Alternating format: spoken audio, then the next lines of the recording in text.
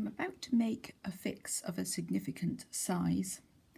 I changed my mind in this design and wanted to have 4 rows at the start of the diamond before it started to decrease, and when I knitted it I only put 2 rows in. So now I have to go back and extend the colours by 2 rows on each one of the next 4 columns. And there are some tricks for making large fixes in double knitting. The first is to ladder back the pairs simultaneously. So take your working needle, your practice needle, under both strands of yarn and pull both stitches out cleanly. If you get one side, one row ahead of the other, things are going to become confusing when you rebuild it.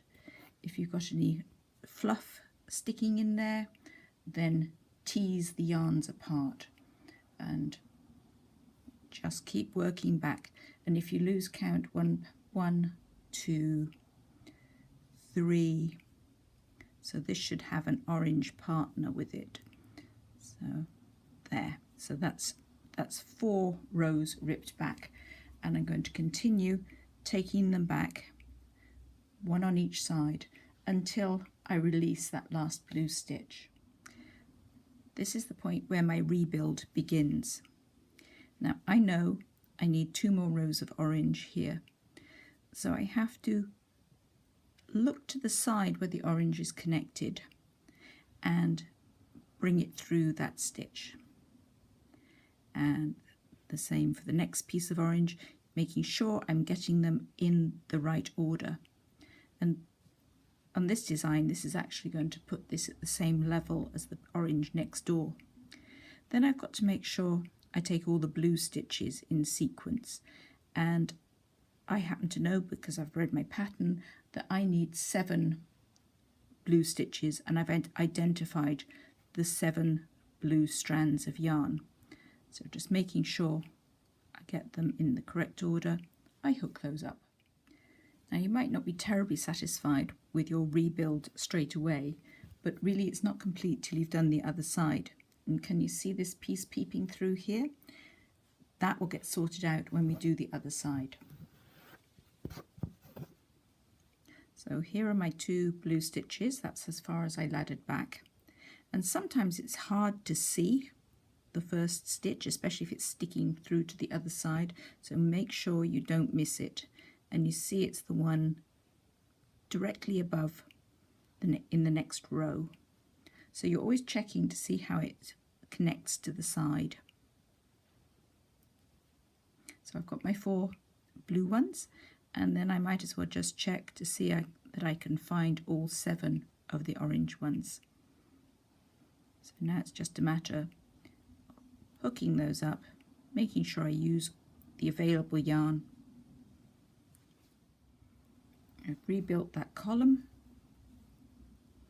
Then I'm going to put the rebuilt columns from both sides back on that left hand needle, and I'm going to work my way across doing the next column of stitches.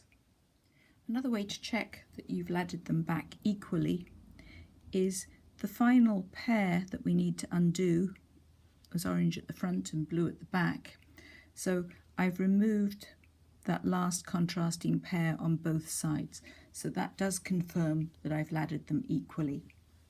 So I know I've got to rebuild this one by 2 rungs of the ladder, so I take the next 2 blue ones, 1, 2. Now I have to switch over to orange. Now the question is, does that orange get used now, or does it belong to the other side? Now when I cross my yarns over when working double knitting, I always have my bright yarn crossing over the top of my dark yarn. And so I know from experience that this yarn is actually the partner to this piece of yarn. And the orange piece of yarn that I need is going to be this one, but it would be easy to be fooled into using that one. So, and the other way I can tell is I've built 2 rows of blue which are equivalent to those 2 orange stitches. So the piece of orange I need is that third row up.